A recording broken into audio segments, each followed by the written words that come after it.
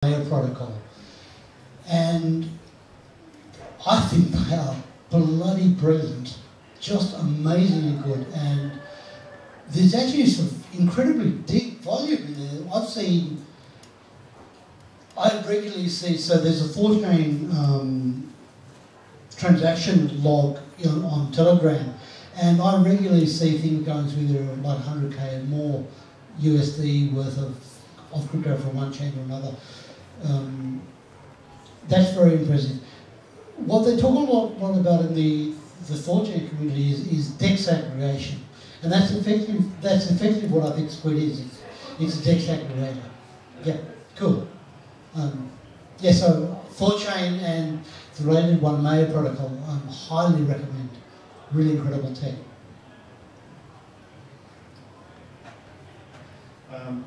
Curious about slippage on 100k on thought-chain between... Very low, yeah. Lower than a 6. Yep. Lower than centralized exchanges. Well, that's good, lower than centralized exchanges on slippage, that's very good. And Zach, with doing DEX aggregation, is that helping by routing volume between multiple DEXs, you're able to reduce slippage that way as well? So, you able to comment on that a little bit? Yeah, so part of the issue is that when you're swapping at 100k, you need to route through. We need to find the DEX that can handle that the best.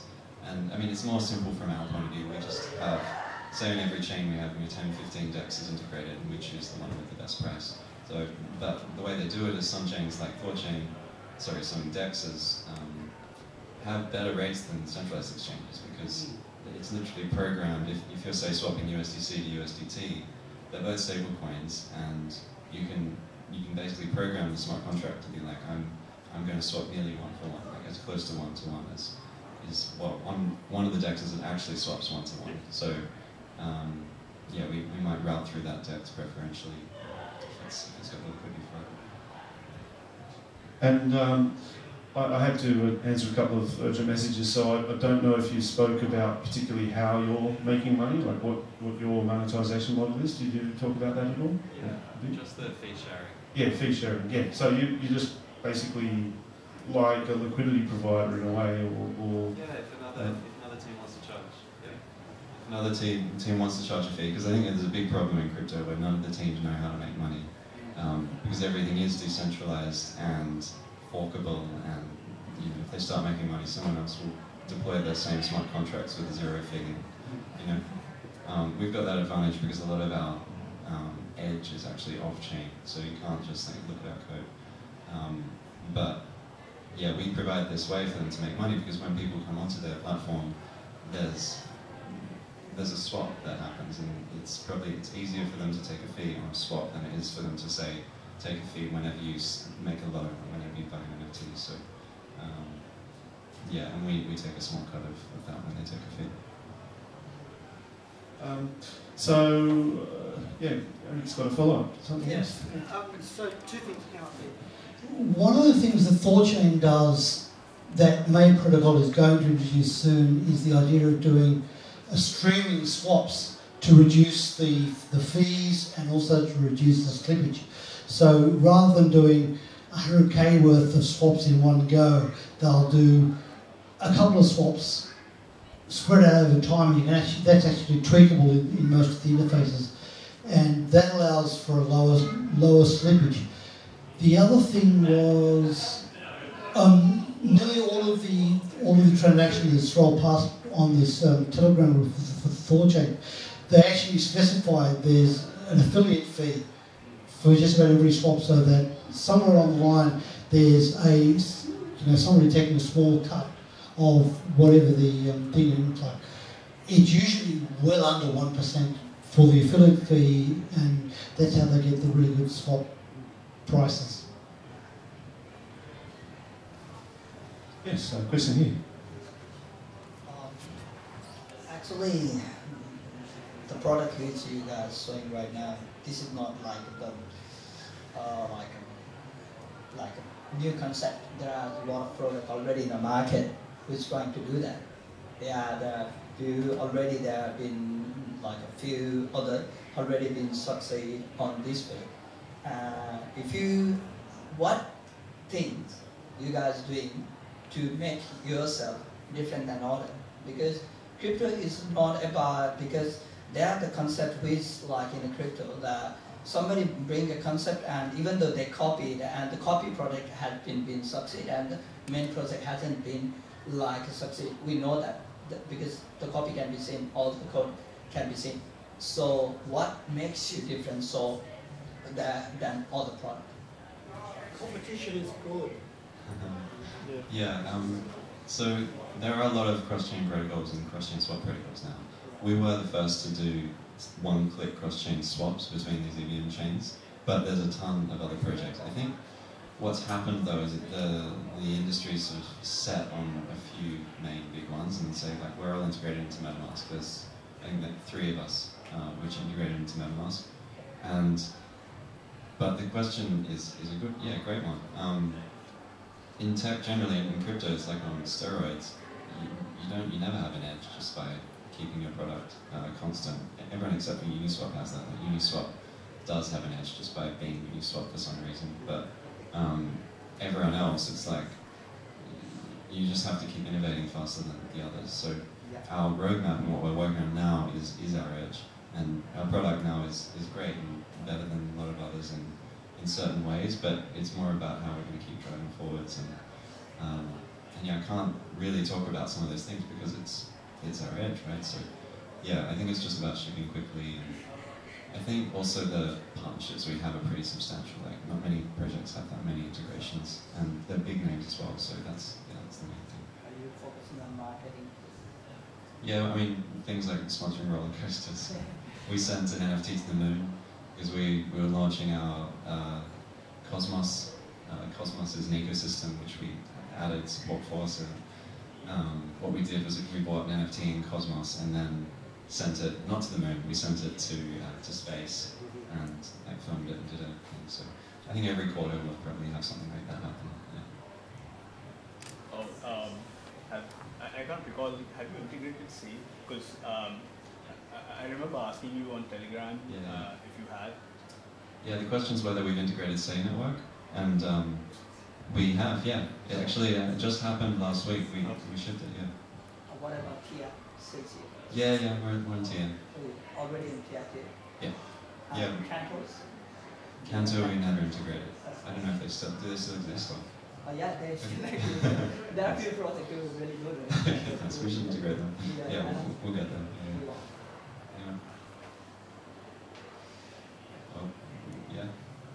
How long does the pricing last? So when you go out, so if I put an offer out there and I want to swap between 2 chains, you obviously do, I don't know what you call it, just a set of recipe or you do a wall match that works out what's the best pricing. How long does that latency hold?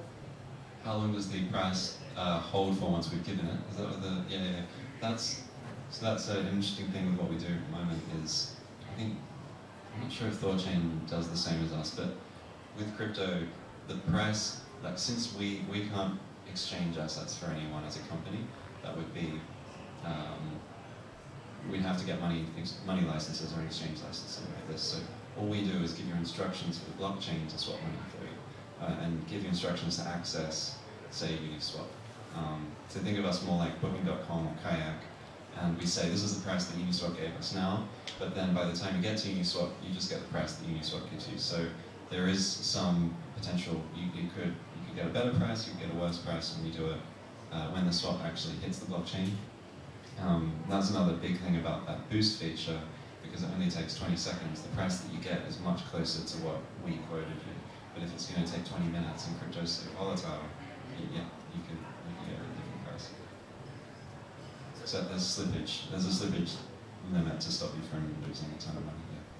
Is that part of the concept of how you get just one signature? Just because I've bridged multiple times, right? Which like sign, but it's sitting in between somewhere, and you have to go approve and sign again to get onto the new chain, and then if you swap, you guys.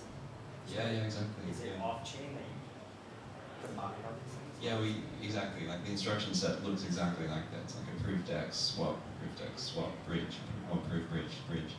And you can imagine if you did it manually, it would take much longer. And with that crypto like FOMO needing to like get in, you want to just buy the thing in 20 seconds. You don't want to have to. So, hopefully if there's a bull market in the next couple of years, then that's good for us with the speed.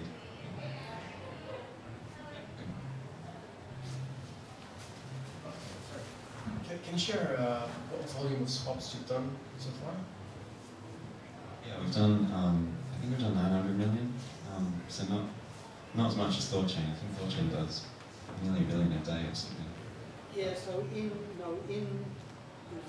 November, in the month of November, ThoughtChain did $7 billion US worth of swaps. Yeah, super impressive.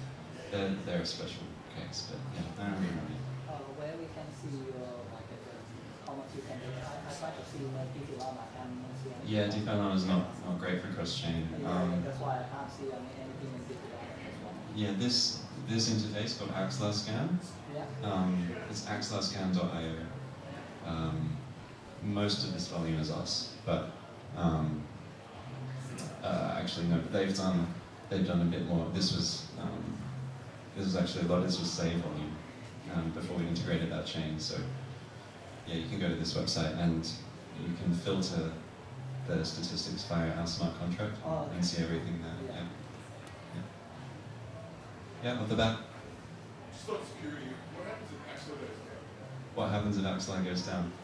So, if it happened today, we would be limited to just swapping between Cosmos chains, and we use Circle's CCTP as well for some bridge routes. So we'd be able to support a few rollups and Cosmos, but we would quickly need to integrate another bridge. And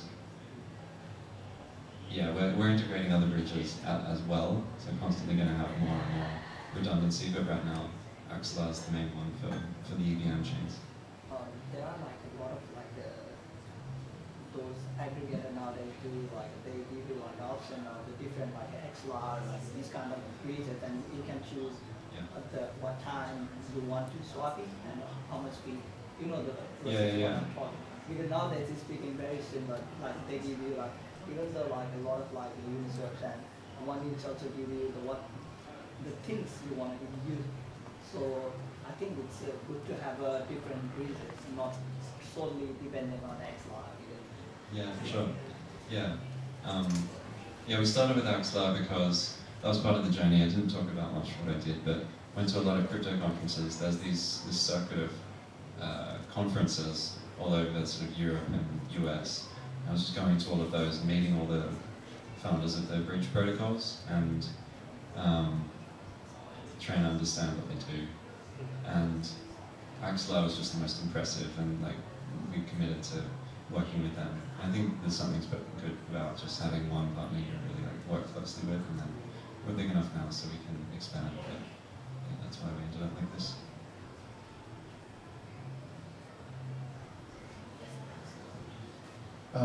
Yeah, it's been a really good dive into the world of bridging between chains, and thank you for it.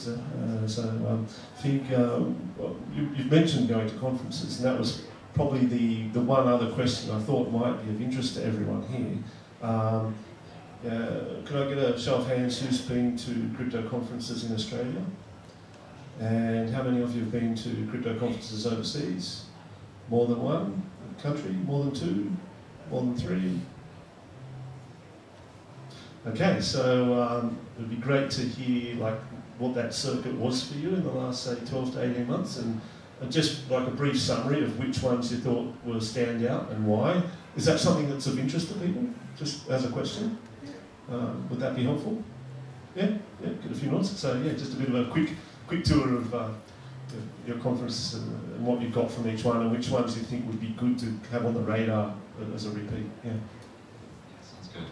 I won't go to all of them because I've been to so many. I've just been to, I don't know, maybe 30 in the last year. So the highlights are ETH Denver, which is happening in end of February. I'm going there. Went there last year and the year before. And that ETH Denver, so first of all, there's this circuit run by, they're called ETH Global, and they run these hackathons, which is where teams come and build crypto apps in a few days. And those usually have a conference next to them where all the crypto community comes to. And we'll chat, and there's ETH Denver, which is in February. ETHCC is the other big one, that was in Paris. It's in Belgium this year. And then DevCon is the other big one. Yeah, it's the biggest one. DevCon and DevConnect. So I was in Turkey for DevConnect and Colombia for DevCon. So I've been all just traveling all over. It's fun but tiring. But yeah, DevCon is more of a research-focused thing. So if you know about MEV and sort of that world, that's what DevCon's about. I'd recommend the Ethereum conferences the most.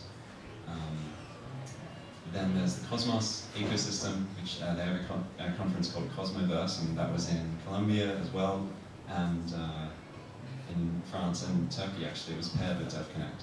And the Cosmos ecosystem is really weird, really lovely people and great technology. But that crazy Twitter situation, and crypto Twitter is where there's a lot of beef in the Cosmos ecosystem. So it's good to go and meet people in real life. What else is there? Yeah, probably just recommend those. Oh, Token 2049. You guys are all in Asia, so based in Singapore, and I think there's one in London too. But I was at Token 2049 this year. Yeah, there's one in Dubai. Yeah. Dubai's a great hub for a bunch of crypto stuff too. But yeah, expensive for sure. Is it? Yeah. Lots of rich people in Dubai. I mean, I really recommend going if you're interested in crypto. It's the best way to meet teams, and I really enjoy going to them, speaking at them, and hacking at them.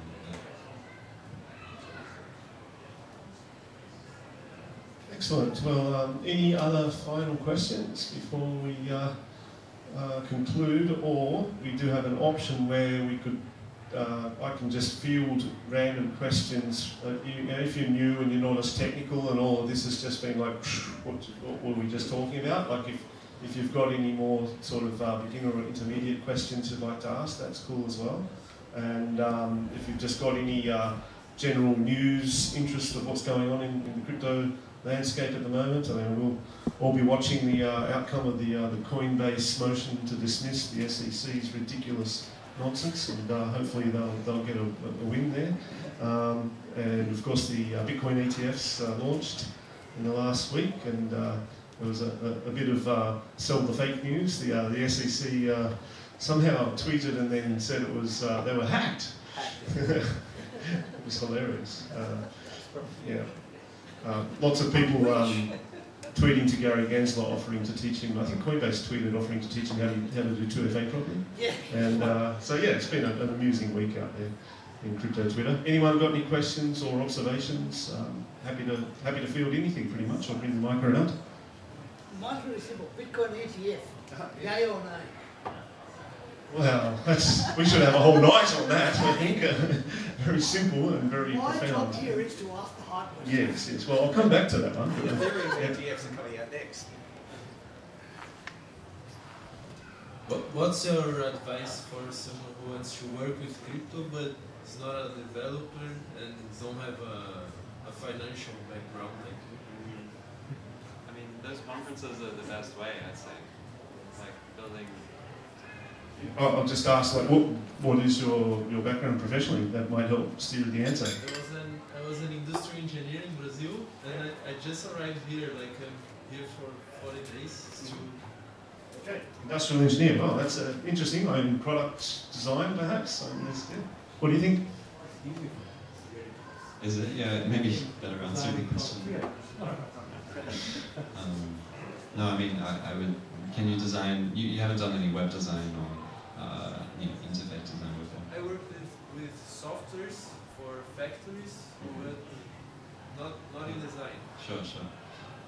If you're not a software engineer, I'd go to these conferences, make a trip of going to one. But it's difficult from Australia because of the time zone difference. I've been back for Christmas and I'm getting up at 5, but it's not early enough. I should be getting up at like 2 or 3.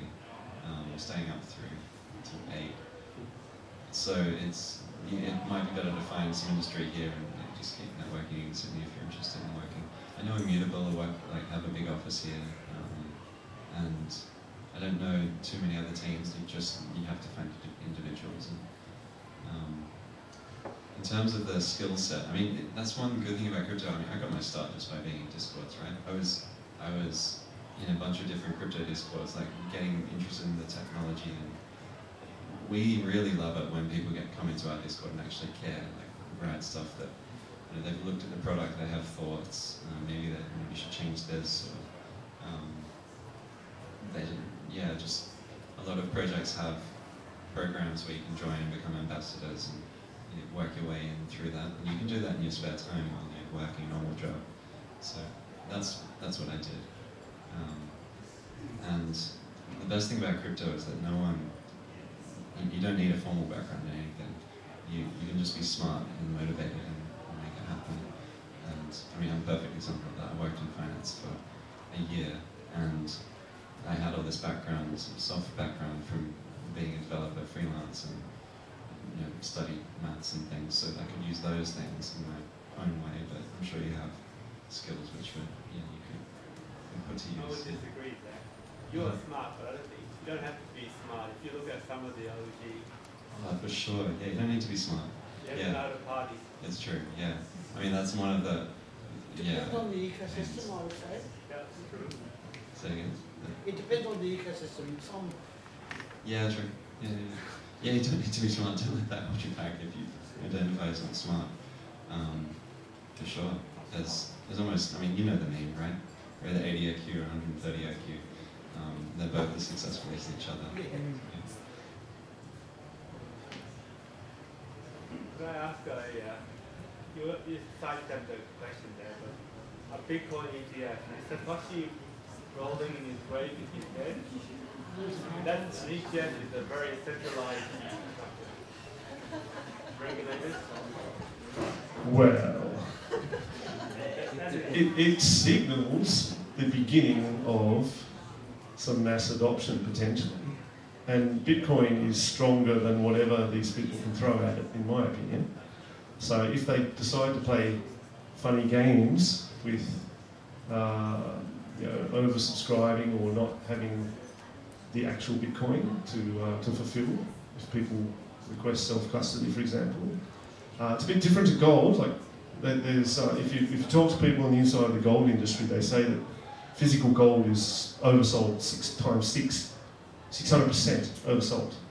If everyone who thought they owned gold simultaneously went to redeem it right now, only 1 in 6 would get their gold. That's whether that can play out with Bitcoin. I don't know what kind of fancy, silly games they might try and get up to, but they'll get caught with their pants down, in my opinion, and it'll just expose them to the charlatans they are.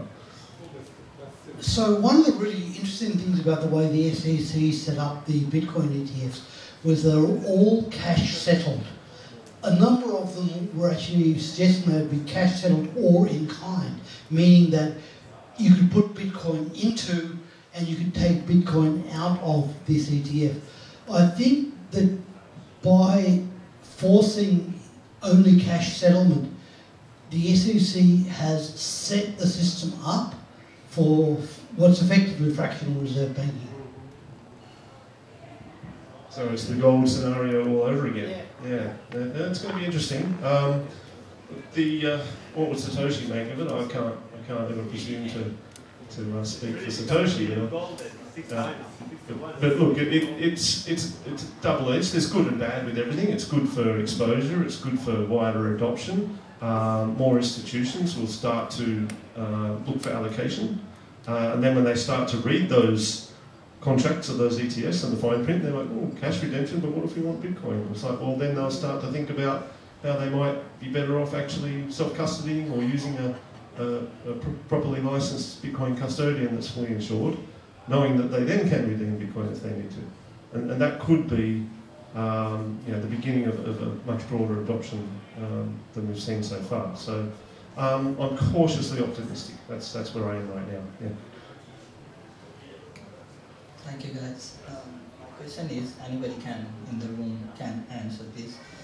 Regarding this is related with regarding Bitcoin ETF. In my opinion, like I'm following all the news and things, Australia is way behind on adopting Bitcoin. And if you talk about the in 2001 when the Bitcoin was in a bull run, Commonwealth said we're going to make a different apps where you can trade the Bitcoin. And when the SEC declined the ETF, I think a couple of times, then Commonwealth back off from there. They say we're not going to do it right now. And if you talk about the current scenario of investing in crypto, every bank, Commonwealth, NAB, I think the big 3 banks have like put a limit of 10,000 per month they can invest on a crypto. So do you think this is gonna make us Australia towards the massive adaptation of Bitcoin and ETFs? And do you think our lot of like venture capitalists and our super money, all the big super company gonna put some allocation towards the ETF? What do you guys think about this? Are we way behind at it, or we are lagging? What things lagging us? Anybody can answer it there. Well, I don't think Australia's way behind as individuals. As per capita, we're one of the highest per capita users of crypto and Bitcoin and DeFi, NFTs, whatever. We have a pretty high. I think it's sort of, you might look at it around 7%. I think 7 to 8% of people have some exposure at this point, which is pretty high. As for the individual banks putting $10,000 per month caps. For the vast majority of people, that's not going to be an impediment. I don't think most people would be looking to put more than 10k of personal money per month into crypto, and if they did, they could have more than one bank account. But if they were high net worth individuals, they're not using personal accounts anyway for that. They're using trusts or other structures, so that's really not an issue. I think there was an Australian Bitcoin ETF already, or at least a Bitcoin fund. Yeah, so I'm sorry, I've forgotten exactly what it is. I can look it up. But in many ways, we're ahead of the curve here, I would say. So yes, we have institutions that are trying to put a curb or a brake on more widespread adoption because it will eat into their business model. That's simply the reason. That's my view. Other views? Who else would like to have a go at that question or response? Eric will have a go. The banks and the governments are irrelevant. Yeah, indeed. Okay, so anything else on the topic of ETFs, or we move to a different topic? Anyone here for the first time got a question about blockchain or crypto in general? No? Anything else? Anyone got anything they want to share about a project they're working on? Anyone here hacking away, building something? Who wants to give us a quick pitch, elevator pitch? Anybody? Nobody? Okay. Last chance, final call for any remarks? No, we're all good? Okay, well, we'll just go into a general networking phase of the evening then. Recharge your glasses, refresh yourselves, and feel free to converse and enjoy the rest of the evening. Thank you for coming.